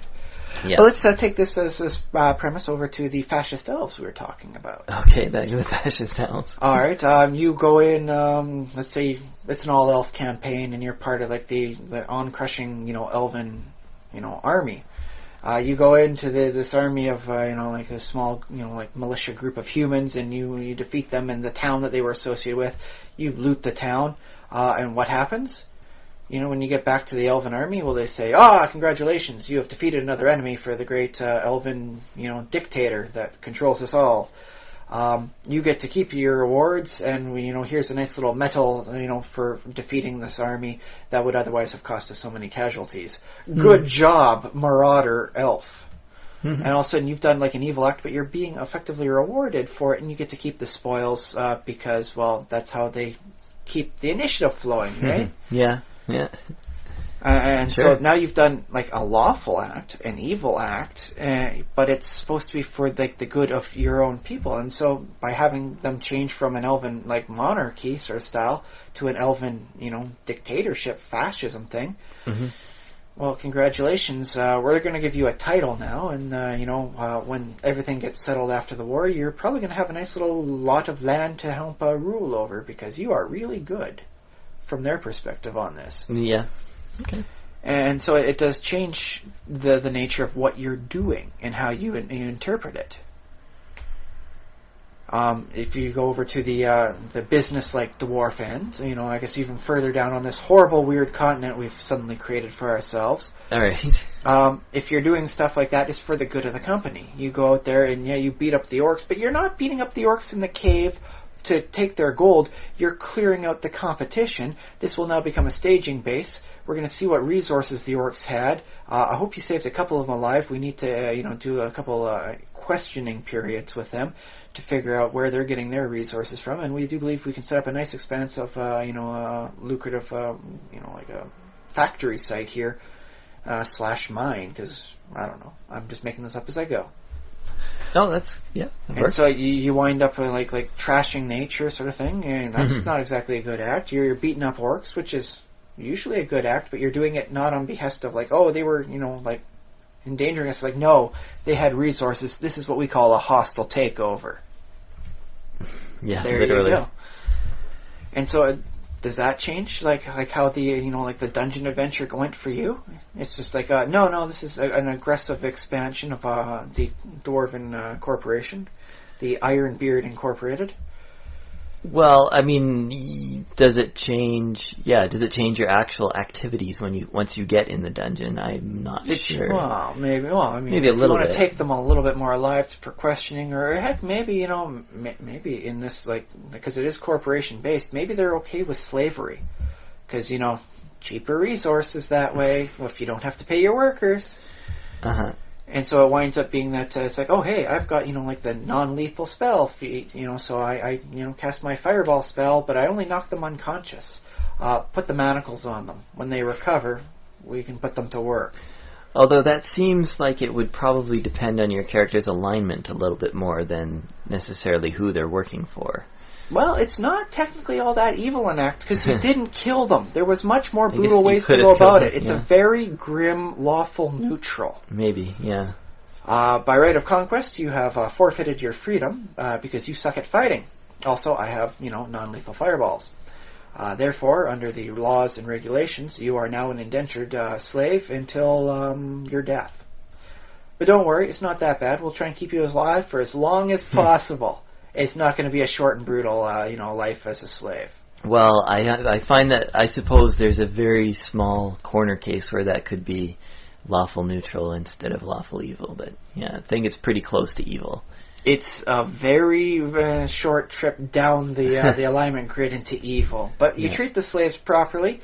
You don't mistreat them. But they're not allowed to go free, because, by the rules of conquest, it was either kill you or take you as a slave. We chose the better option. I kind of hope you agree. If not, we can leave a sword, for you in your, cell. You can take the honorable way out if you want. Yeah, also seems evil. It's an option. It's free choice. Not the best choices, so it's definitely not good. Yeah.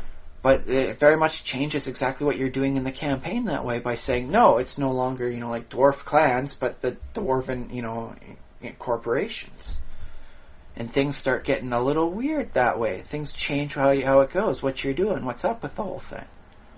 Well, or you could just decide that that's not a good, like if you have, like say for example, if you have a character who has a good alignment, you could still be a conscientious objector and not work for the dwarves, who are clearly corporate evil guys. And so that way you could wind up fighting against the dwarven expanding corporation.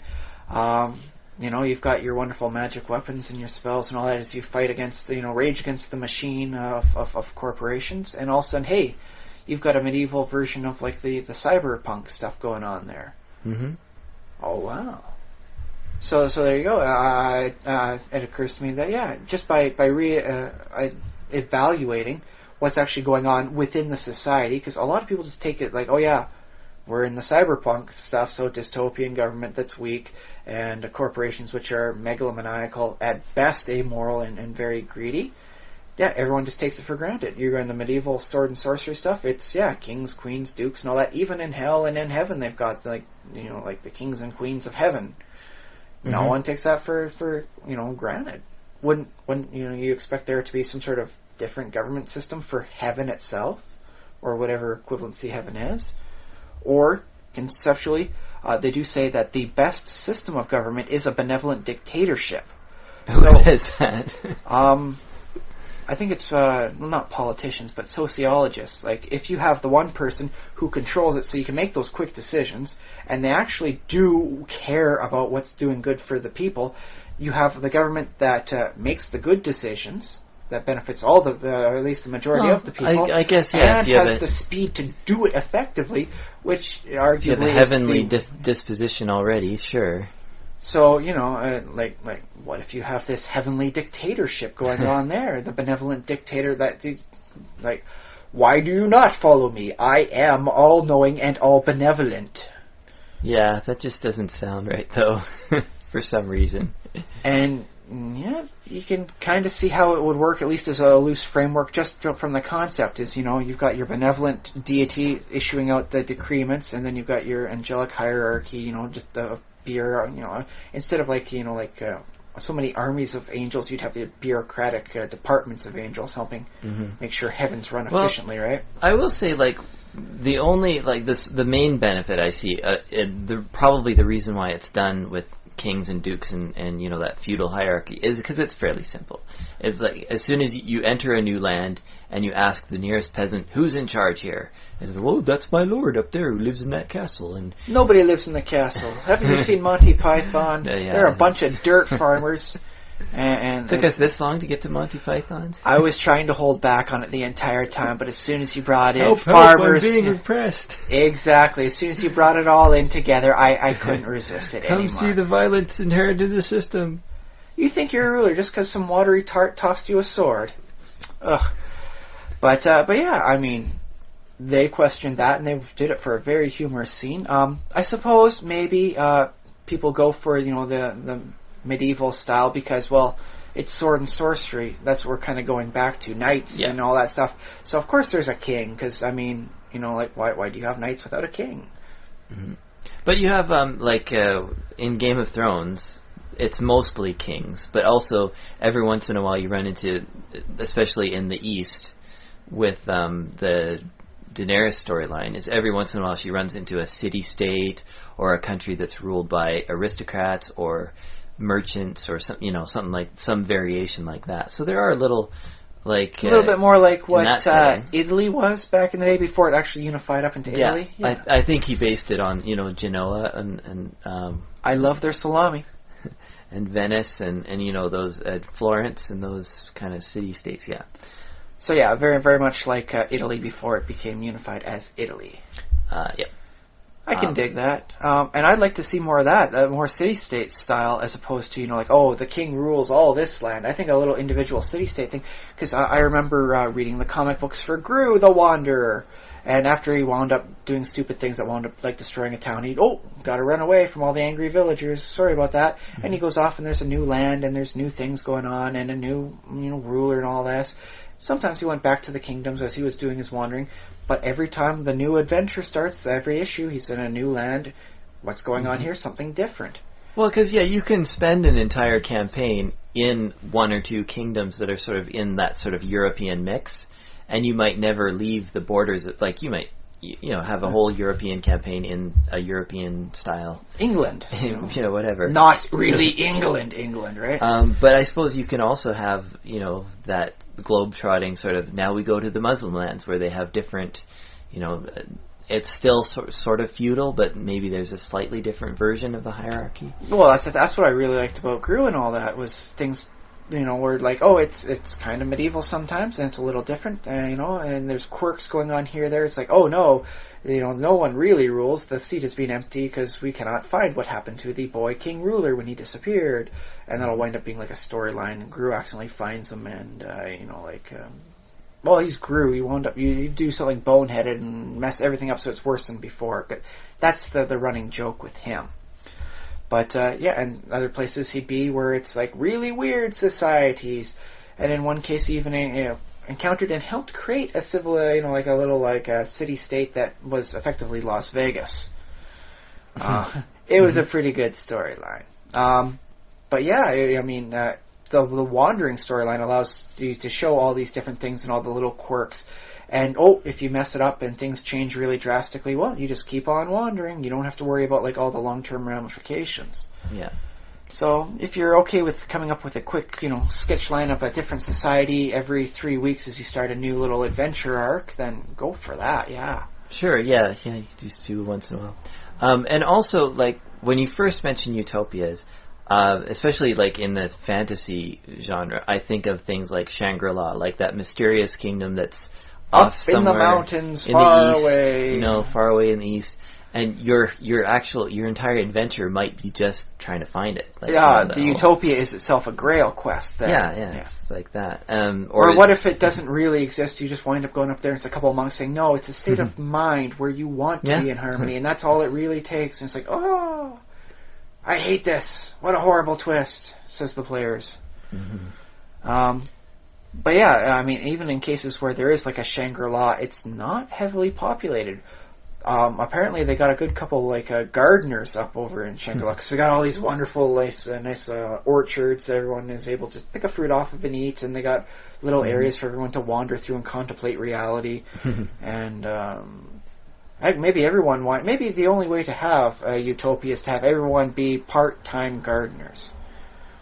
Could be. Maybe. Because it doesn't seem to be that much of a population, and they're usually all old people too. So I don't know where they're planning on renewing the utopia for the next generation. Yeah, I don't know. I suppose, if it's a fantasy setting, it could be just druidic magic.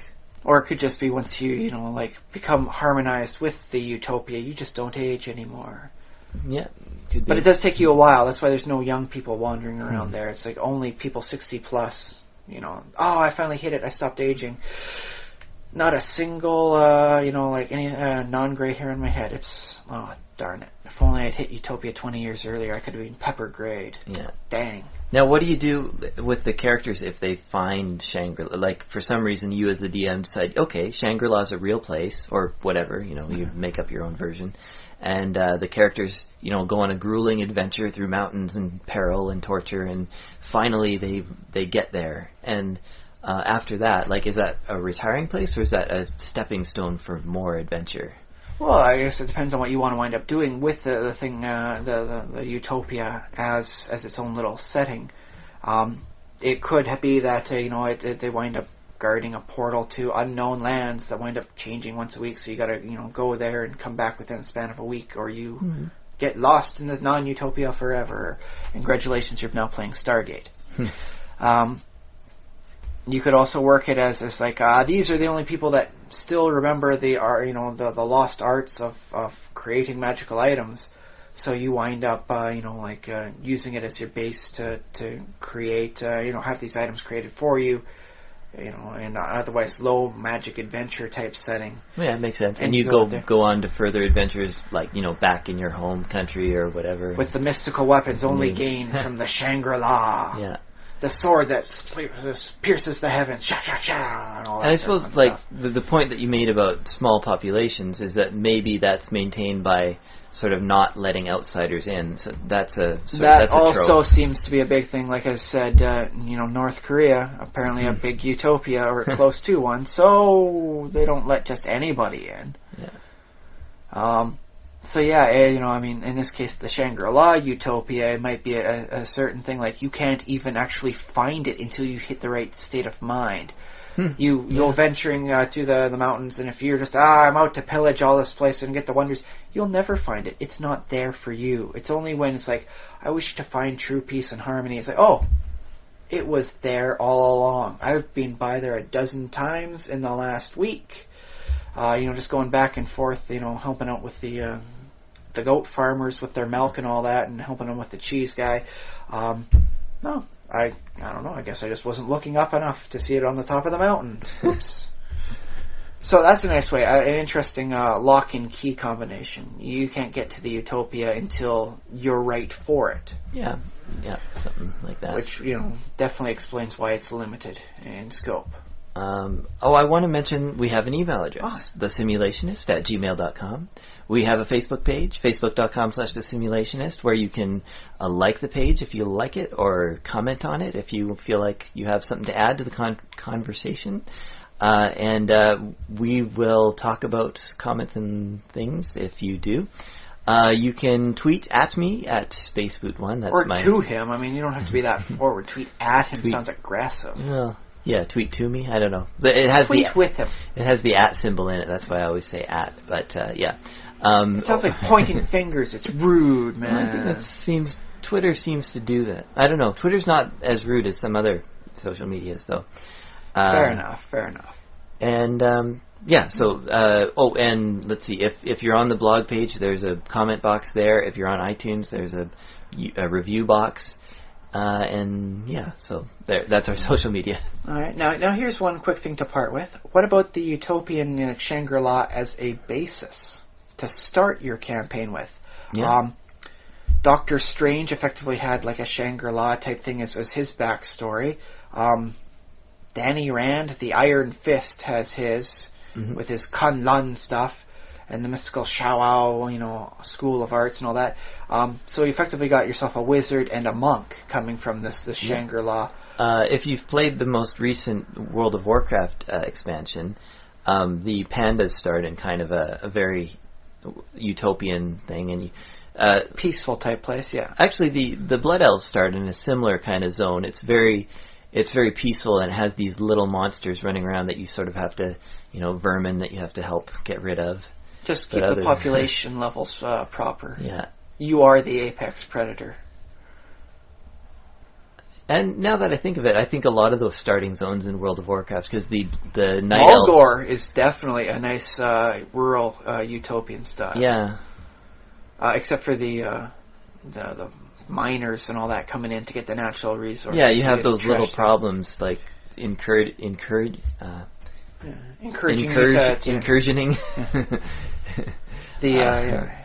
The hostile takeovers by the... Yeah, but it is kind of that surrounded by mountains. It's like that.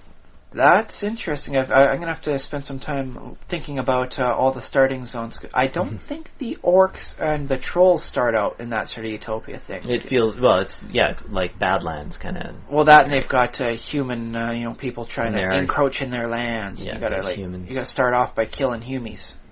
Yeah. So not quite the utopian area. But Mulgore definitely works for it, and the Blood Elves have a nice passive area.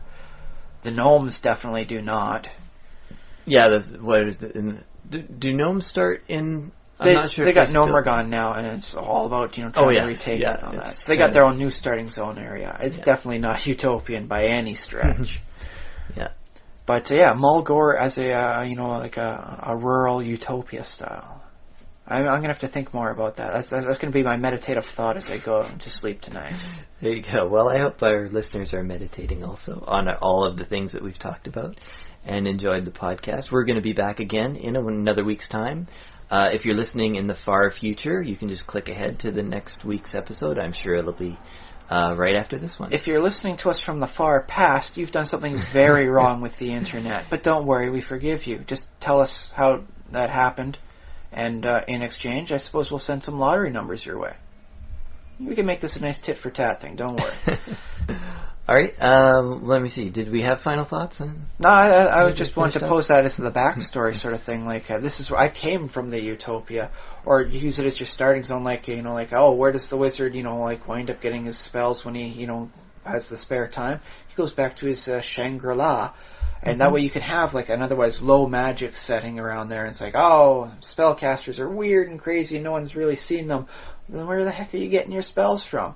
I go back to my Shangri-La that has a nice, couple areas devoted just to spells. We inscribe them on the walls. They're gold inlaid. It's beautiful. I'd let you see it, but you're not ready for it quite yet.